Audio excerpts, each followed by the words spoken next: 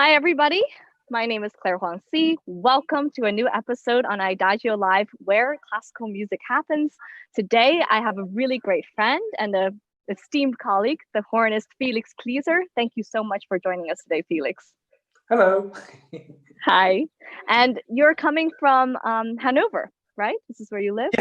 Yes. I'm right now in Hanover home and enjoying the complete free time and doing nothing, just eating, sleeping, and enjoying the sun when there's some sun. No, right now there's no sun. But, okay.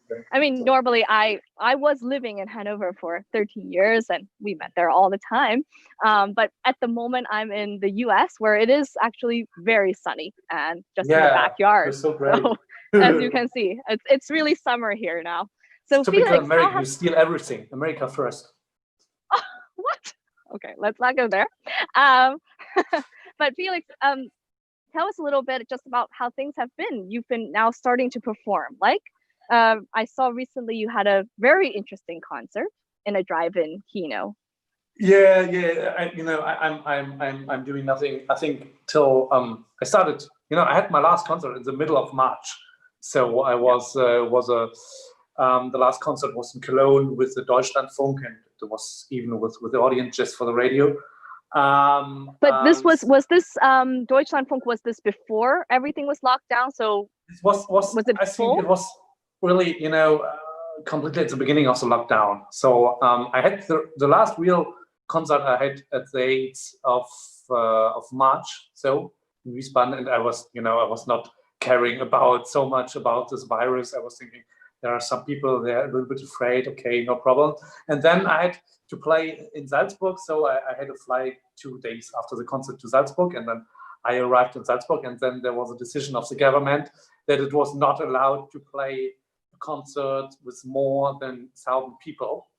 And so it was, for me, it was really, I was not thinking about that this will be happening. So I arrived there, and they said the decision was half an hour before I arrived in Salzburg. So, and then I took the flight back home. So you didn't play? They didn't play it for a small art. I just arrived at Salzburg, and then I was at the hotel for 1 hour, something like this. And then I get the final decision of the promoter that the concert will be cancelled. And then I took the next flight back home, and in the afternoon I was back home.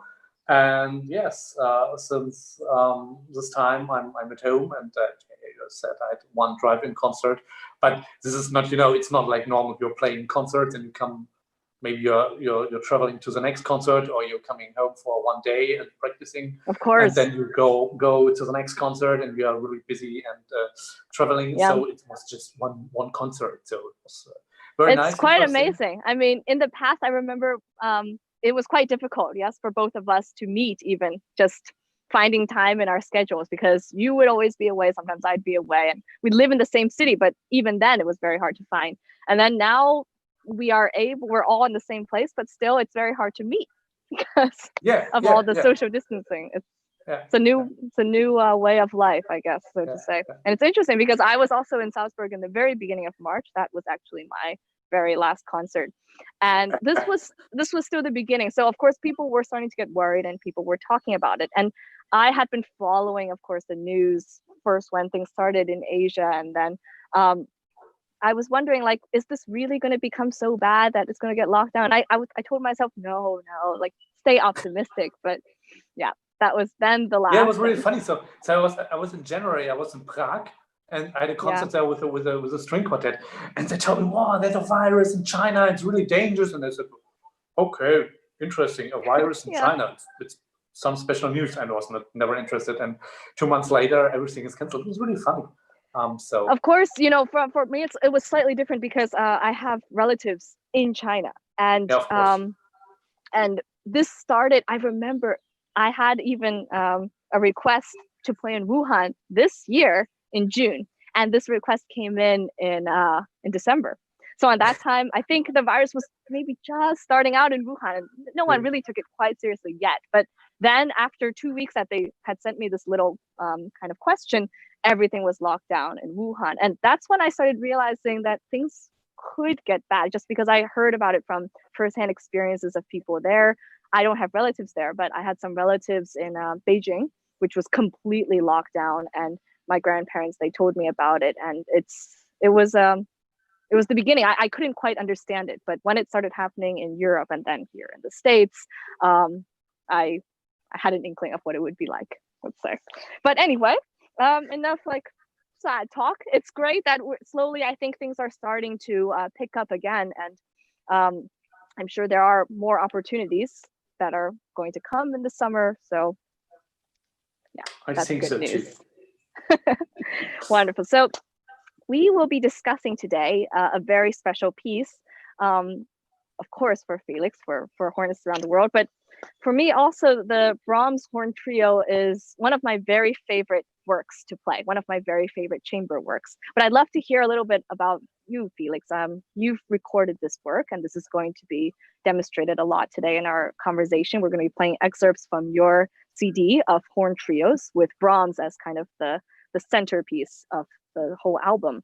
But is this piece also for you as a climax of chamber music for horn? Well, it's really interesting because I had the idea to record the Brahms trio, and then the problem is this piece is about half an hour or something like this. It's not a whole concert time piece. It's not that a long piece. And then I had the idea, well, I want to record this piece, but I want to fill the rest of the recording, so I have to find other pieces. And so I looked for music with horn, piano, and violin. And the very interesting thing is that there is nothing. It's like when you just have one string quartet or one symphony. You have one big piece, but there are no other big composers or big composition for this ensemble. And this was really interesting, and this makes this piece so special because the trio is very popular. It's quite famous, and I'm playing this so many times, but it's the one and only piece for this, not the one and only, but the one and only very big piece for this combination of instruments. And this is really, really interesting because it is so, the combination of these three instruments works so well because the French horn has this warm, wonderful, rich color, like a well feeling. You have the violin for the virtuose part and the high level, and you have the piano for combination everything and for getting everything together. So the combination is really nice, but when you want to play big pieces with this combination, then it's just this trio. So that's one of the very interesting things about this piece. Yeah, I had a look at your album, and you've juxtaposed it with some other lesser known composers, and I thought that was interesting because Brahms actually was not the first composer to come up with this constellation, right? But he still created kind of the piece that we would associate it always with. There's also a Ligeti horn trio, also for piano. But this was in memory of the Brahms trio. I think this he wrote this 150 years after the composition. Or 200, something like this. I don't know exactly the time. So it was a piece in memory of the trio by Brahms, and so it was not the idea to compose something for this. Yes, I understand. Have you played the two of them together? When you say in memory of Brahms, did he use any motives maybe from the piece, or are there anything that you can... I played also the Ligeti trio. But the problem for me, a lot of people love this piece, but for me, I never got a contact or an idea of this piece. It's not playable, this piece. You can't play it in tempo with all the right notes. It's not possible. And even if you listen to fantastic horn players, fantastic violins, pianists, and so on, who are playing this in a studio recording together, even this recording is not complete. So there are some notes missing. There's tempo difference. They are not completely together. So it is not playable. And for me, this piece, so I played it a few times, I think 4 times, 5 times, something like this. And then I made the decision, I can't really do something with this piece. And so I decided play this not anymore. So yeah, that's the reason why for me the Brahms trio is yeah, so the one and only. Okay, understand. I haven't played the Ligeti, so I can't really pass judgment on it. Ligeti is yeah, Ligeti is one of those composers. I've played a couple of his etudes, but I know what you mean. It takes the amount of work and putting it together. I'm sure the rhythm, it must be extreme. But the Brahms horn trio, I actually, my personal experience, my first memory of it, let's say, was I was supposed to go on a tour actually from the ARD competition afterwards with different prize winners, and the hornist got sick quite at the last minute. And at the time, we also had Schumann, Adagio, and Allegro on the program. And this is very interesting because these are the two pieces we'll be discussing today. And I remember that I was saying I didn't even know there was a chance to replace the horn with a cellist. So I was like, oh, maybe we look for some new pieces. And they said, no, actually, we're able to play with the cellist. The cellist can take over. He was playing some quartets and things. And so he did these pieces as well. So I actually first heard this piece with the cello. And I remember on that time already loving it a lot. It's so beautiful. It's not a very long Brahms trio, like you said. I think it's a little bit less than 30 minutes, but it tells the deepest story. And the emotions are as deep as Brahms gets, actually. And the third movement, I think, is probably, in my opinion, like one of his most beautiful things he ever wrote. And you come away after playing it or after listening to it, thinking about it for a long time. And then you were the first hornist I've played this piece with, and it was so different. I actually didn't know that Brahms himself, he was a hornist, right? He was a professional horn player, and he had also learned piano and cello. And it's said that the horn, the piano, and the cello are his favorite instruments. But of course, still, the sound of the horn, it's on a different level than what the cello produces also. Have you actually heard the version for cello, for the piano trio version? With cello? No. No. You know, it's the thing is, there are not that many horn players on the world. So, and when you compose something for the French horn, then you just can't sell the music to French horn players. So, I think nearly every solo piece for horn, piano, and chamber music, and so is also published in the version with cello. So, True. so that's really funny. But the reason why Brahms composed this piece was because his mother died a few years before, and then he was a little bit thinking about his childhood. And as you told, when he was a child, he learned also the natural horn, the French horn, and the piano. And yes. So it was like a reminiscence to his childhood. Then he made the decision to write something for his instruments he played when he was really young. So that's the reason why he shows this combination of instruments. And so you can hear it, especially in the third movement. It's like like you can feel how the it's a requiem. It's a requiem. It's for his mother, and so it's a really personal piece, and with a lot of personal emotions, and this makes this piece so full of emotions in the music. So I think there's everything you can make with music is in this piece. You are really really fresh and happy and with a lot of energy. And then the last movement, the fourth movement, you have this unbelievable sadness in the third movement, and you have this unbelievable beautiful sense of color in the first movement, for example. So everything you can do with music, and also everything you can do with the French horn is in this piece. And this makes this piece really really difficult, because normally when you play a Mozart concerto, then you need one style of horn playing. When you play a Strauss concerto, you need another style of horn playing, But when you play this trio, then you need all styles, all things you can do with the French horn. You need everything, and this makes this piece so so hard and so difficult. And when you go on stage, you have to prepare for everything. It's draining. It's a really tough draining piece, experience. So, yeah. I mean, I feel like these 4 movements, it's also almost like showing stages of grief, in a way. Like the first movement, it's pastoral and it's peaceful, but there's like some kind of undercurrent of sadness, of loss. And then the second movement, it's almost like reliving the happy times, a bit of joy. But the trio in the second movement, for example, it already foreshadows what's to come. And the third movement is just pure agony, grief in this outpouring of emotion.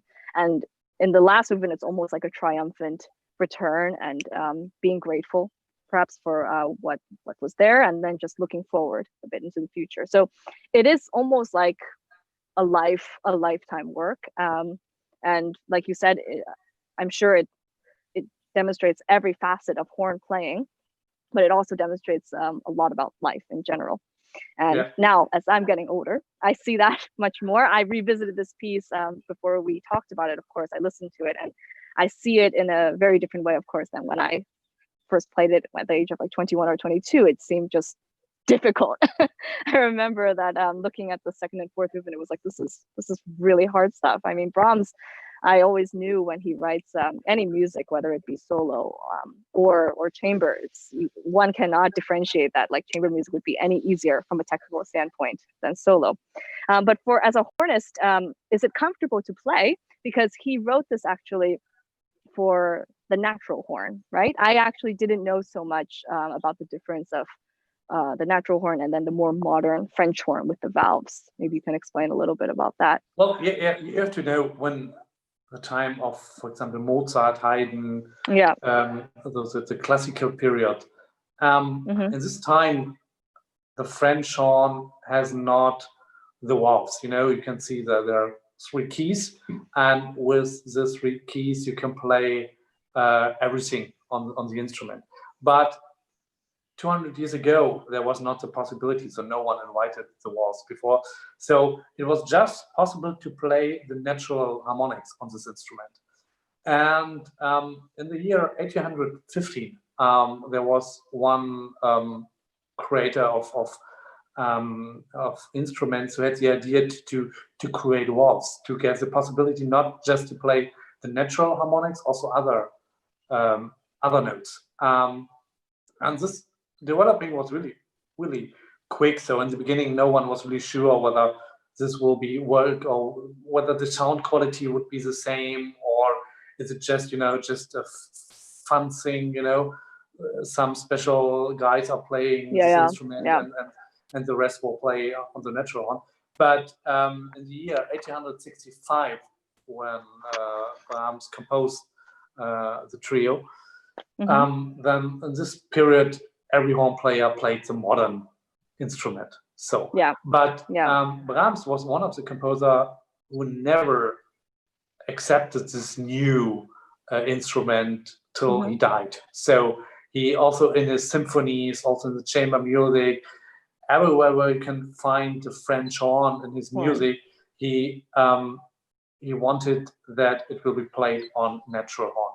But the horn players at his time were not able to play the natural horn anymore, because the technique is completely different. So it's something. But you can, on the natural horn, it is possible to play it. It's just much more complicated to reach the pitches. You put, the thing is you can't play every note, so you have just the natural harmonics, and then you put the right hand in the bell, and then you can close a little bit the bell or open a little bit the bell, and then you can play everything a little bit more sharp or more flat. And then you can change the notes. It helps a little bit. But also with this technique, it was not possible to play everything, every note. And so this was really special about Brahms. And as you told, when you compare this with Robert Schumann, for example, he was really happy about this new thing. And he wanted to, he was one of the first composers who also put the modern instrument in his symphonies. So he did a lot for this new invitation, and he was really enthusiastic of this new possibilities. And and the Adagio Allegro he wrote was the first really piece which was written specific for the modern instrument. It was like a like a demonstration. You know, look at the new instrument. Everyone is thinking this is just a funny thing, but I can show you what you can do with this new possibilities, and that was the reason why he wrote this piece. So so Schumann, Schumann wrote his piece before the Brahms trio, about 15 it was years just before. But 16 years different, I think. 16 years. And it's that really was close. exactly right, and that was exactly when the modern French horn was just kind of getting into the market, so to say. And this was because you know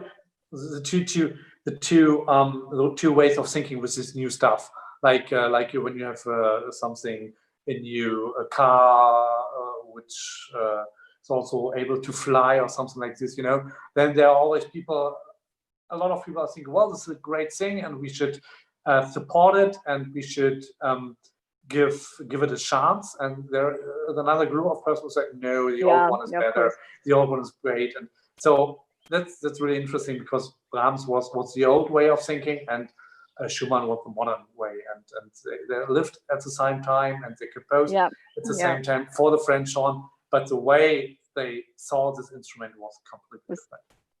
Very interesting. I actually saw that when Brahms composed this horn trio, I think Clara Schumann performed it, and I read a letter that she said, you know, what a beautiful trio we had a rehearsal, and it sounded so great. The hornist didn't have any mishaps, because it must be so difficult to keep in tune, and it was all perfect, but he would not consider playing it on the natural horn, because I think Brahms had requested maybe that you work extra a couple of weeks and I would ask that you play on the natural horn, but nobody would do it. No. Do you know anything about the reception of how it went, like for audience at the time, I think, when this was premiered? I think the first, also the concert was Clara Schumann. It was not there. This was not a public concert, no. It was a private concert. It was in a private, you know, house. I think it was a really big house, but you know, just for few special persons. So it was not a public. You know, it was not a public presenting of this composition first. So the beginning was just for private, and you know, it was just for a few people, and the concert was, you know, in front of 10, 15 people, something like this, in the living room. Like a salon style. The dinner or something like this, and this was the history. So the time when this piece gets a chance to be played in a big audience, so was later, but it was really successful. But as you said, no one ever, I think there was no one really who played this on the natural horn. So the wish of Brahms, it should be played on natural horn. So in the music, when you buy this music, there stands trio for Waldhorn. So it's a natural, it's not natural, but it's the old name of the French. Waldhorn, Violin and Klavier. So it's specific written in the music. So interesting. Is there actually a big difference for the sound? I have read that the natural horn, it's a deeper, more melancholic sound, and the modern horn is more brilliant. But how is it in your opinion? Is there actually a big difference for the sound? Have you tried it? Unbelievable. So it's also, you know, when you learn to play the French horn, you can't play. It's not when you're a good horn player with a modern instrument, then it does not mean you're a good natural horn player. Of course. So you have to specialize you on this natural instrument. You have to learn it and practice this instrument like from the very beginning. You know, there are a few things that are similar to you. So you vibrate your lips, so it's the same, but the technique you use the instrument is completely different. So and you know, as I told, you put the right hand into the bell, and then you can open or close the bell to change a little bit the notes. So when you play, for example, then you can close the instrument, and then you get a half step more flat, for example. And you know, as you can imagine, then the sound is completely different. You know, when you have something in the bell, and then you close the bell, then the More sound is, muted, maybe. yeah, it's more muted. It's more, you know, more, yeah, more dark color. You know, it's Yeah. not that brilliant. So maybe you can when you want to hear the difference, you can go on YouTube and then you can, for example, the Mozart horn concertos originally they were played on the natural horn. You can listen to a recording with a natural horn, and then you can listen to a recording with a modern instrument, and you can hear it. It's completely different. I'll definitely have a look, because I mean, the fact that he gave such explicit instructions, I mean, it says a lot. And I actually really didn't know. It's interesting to see how these things change. It's a little bit like looking into the modern day instruments of piano. You know, you also sometimes you look at what the instruments that Beethoven or Chopin composed on, they're completely different. And does this make us also think a little bit differently about our interpretations on the modern instrument? This is always a question, I think, when you look at finding the correct way to play, if there's a correct way at all. But great, let's maybe listen to a little bit of the beginning, and we can go through the piece a little bit to show this beautiful one. So let's start maybe just with a little bit of the very first movement from the Brahms horn trio, which Felix, you recorded with the violinist Andrei Bielov and the pianist Herbert Schoch.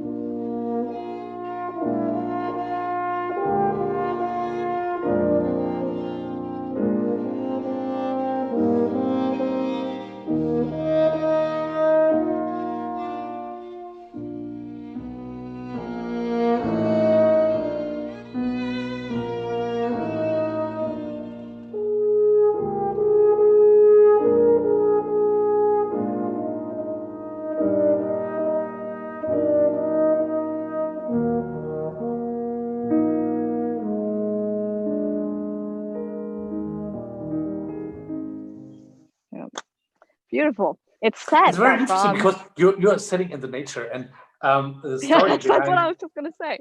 Yeah, you're so intelligent. You're perfect. No, the idea of this beginning of this scene of, you know, the violin is playing first, and then the horn is repeating this melody. He had the idea of this beginning when he walked through the forest. So he was inspired by nature, by a lot of beautiful trees, maybe some birds, something like this. So and when you know this, and then the story behind, and then you listen, and then you play maybe this beginning, this movement, then you can feel the nature, and you can feel the German wood. You know, have you ever been? I don't know who ever been in the German forest and a walk there, and that's a very special atmosphere. And try to. I hear like there's such a peace. There's such a peaceful element. Like you feel like you're really at one, and the music it goes forward in such a natural way. And I think finding, of course, like the right flow of it must be quite tricky. All three instruments have to really mesh. I know the piano is just playing chords, but we all breathe together in different ways, but really together, I guess, when one plays this piece.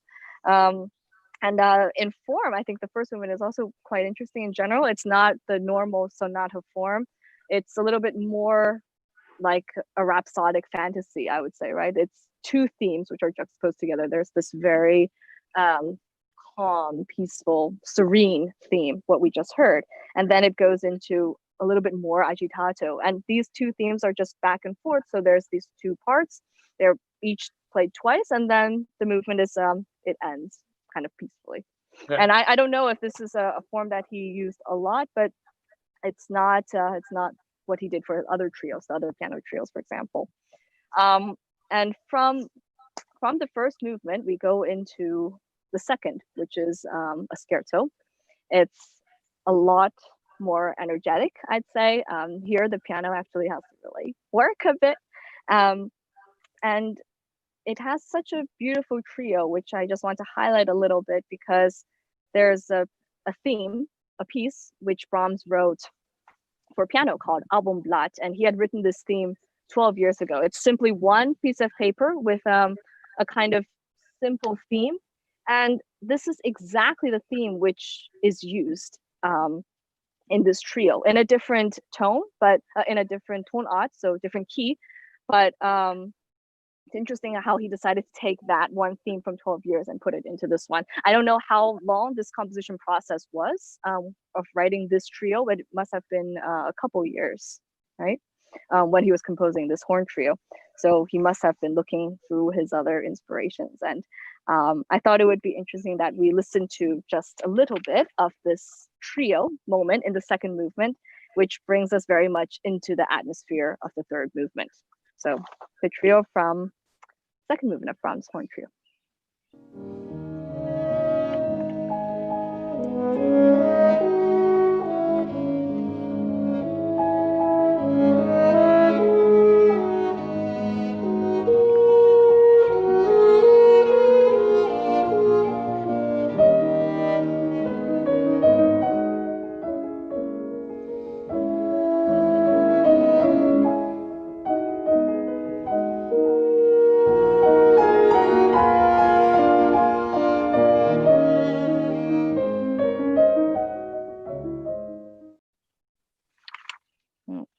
Sounds really like a lament. You can sleep a little bit, you know. You can do something. You can lie on your grass and then you can lie down and it's a little too sad, I think, to sleep, but yeah, to relax, to think about your life. It makes one reminisce. It makes one ponder a little bit, let's say, like the meaning of our life, and it ties us very neatly into the third movement, which I would say is the heart of the piece. Like you mentioned, because this was written for Brahms' mother, and he was very close with her, obviously. And this doesn't take the form of being a march or funeral march in any way, but rather it starts off with a piano solo. So the piano has to have the correct tempo, I think, from the very beginning. And I remember when I first played it, I was playing it, and my trio members, they were like, "That's way too fast. Like, what are you thinking?" And I was like, "Oh, I don't know. It felt right to play it like this." And it takes some time before you understand, like, the themes are completely different. What the piano does, it meshes very well, but in character, you have to really like focus on what the horn and what the violin is doing. But before we discuss it, maybe we can just hear the very beginning of the third movement. Yeah.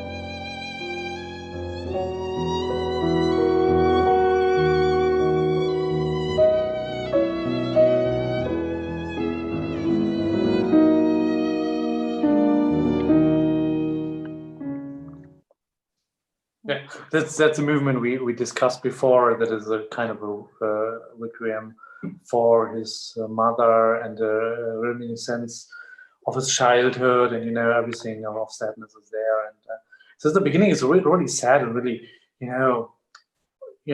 like a person who loses all his energy and his motivation and his light of his life, and then in the end the movement is a little bit changing, so you're getting a little bit like energy, but in the completely end of this movement, everything is, I think, everything is dead, and there's no hope for anything. Totally. And so it's a really sad story, this movement. I think it's just 7 minutes long. It's quite short, this movement, but in this 7 minutes you have a whole story. You know, you can tell a complete, really sad and dramatic life, you know, and everything is in there.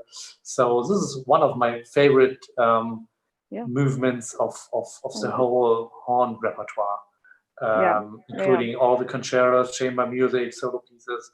So for me, when I die, then I think I will choose this movement for my last way to, I don't know where it will be, but so this is, for me, this is really tough, and it's so difficult to play because you have to get in this atmosphere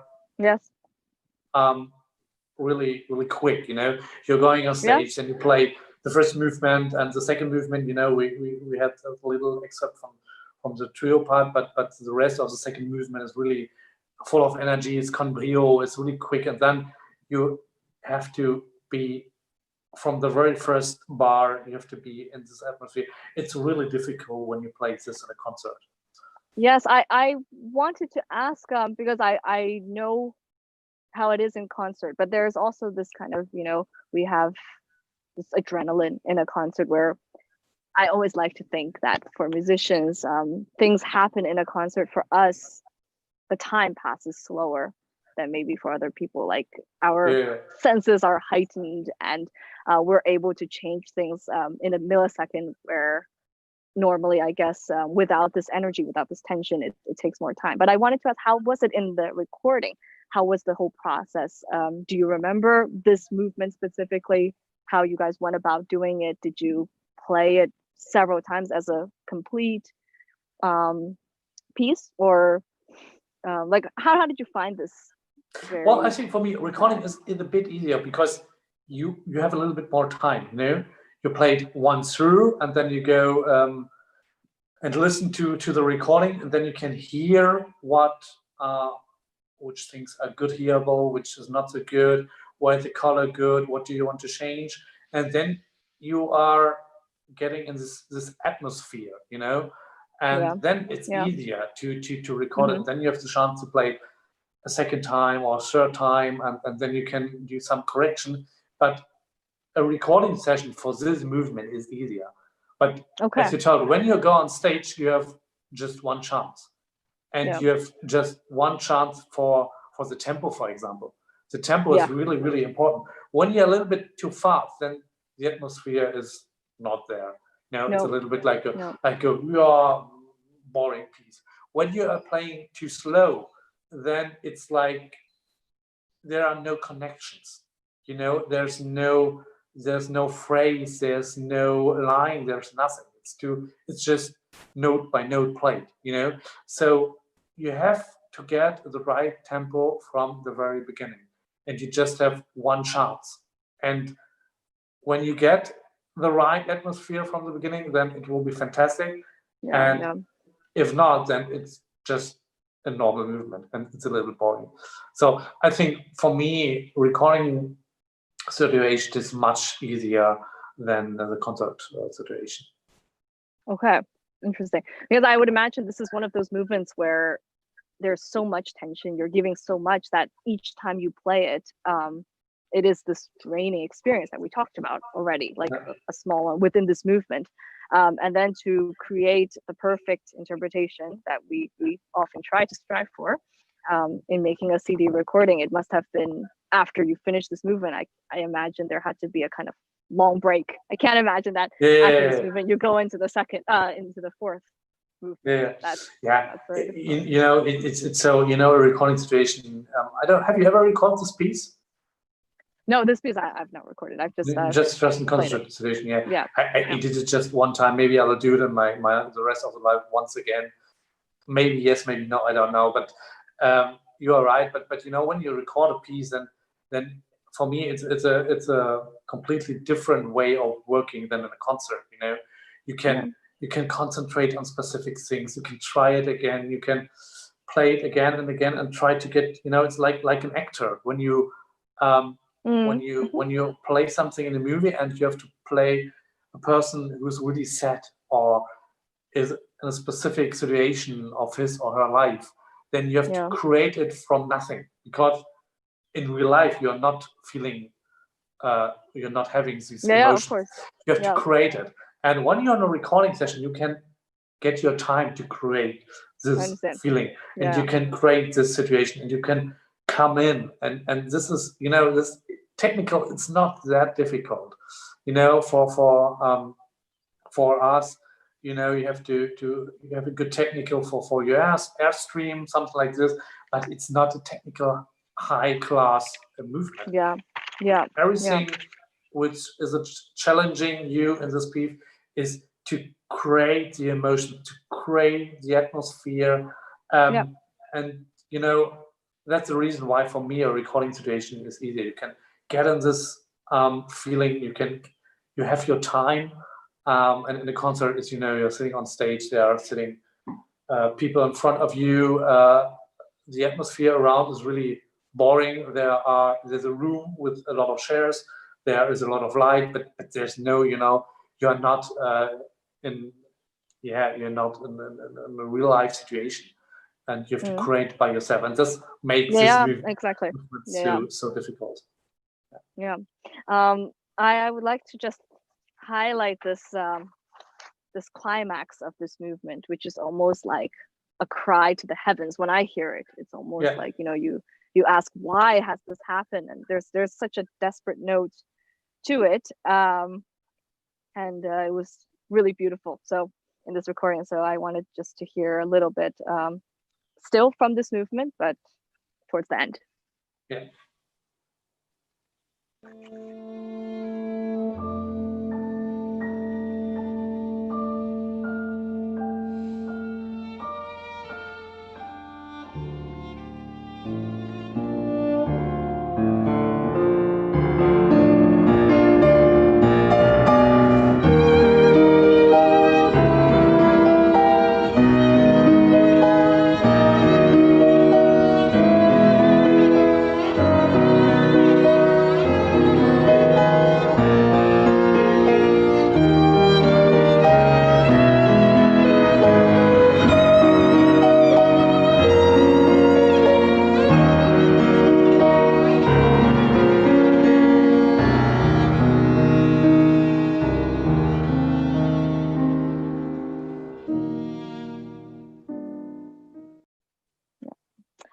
There's this German word, ergreifend, and that's what I think when I hear this real moment. I don't even know what is that word in English. It's not a good sign.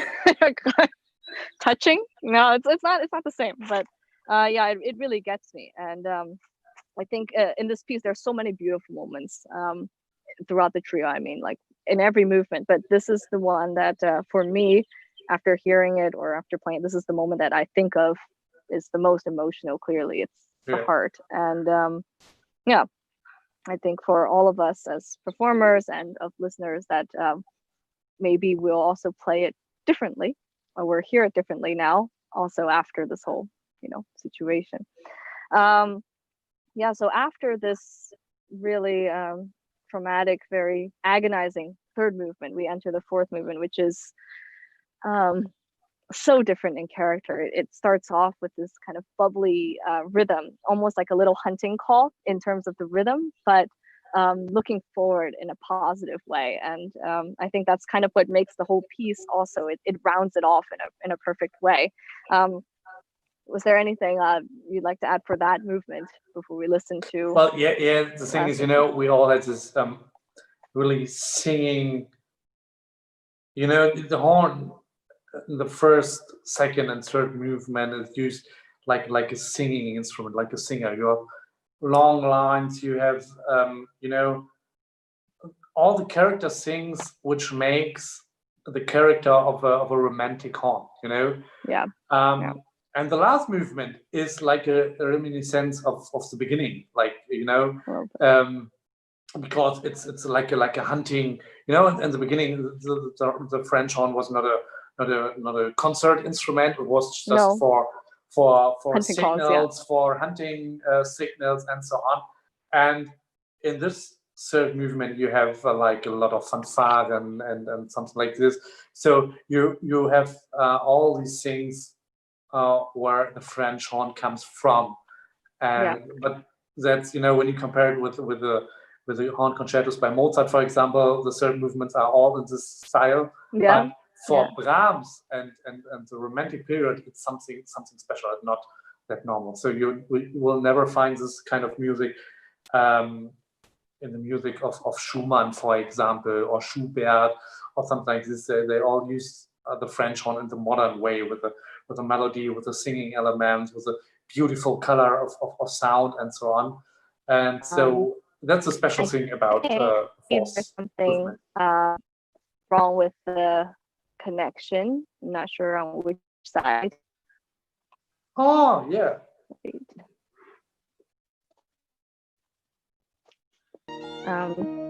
Okay, well, it would be great if we could listen to the close of the very end of this horn trio.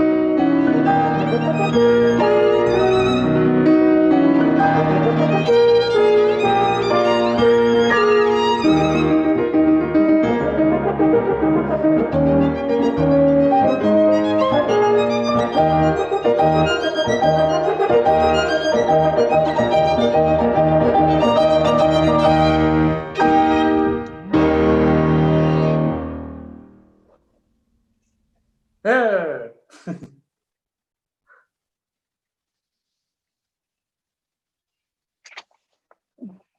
Claire, are you still there?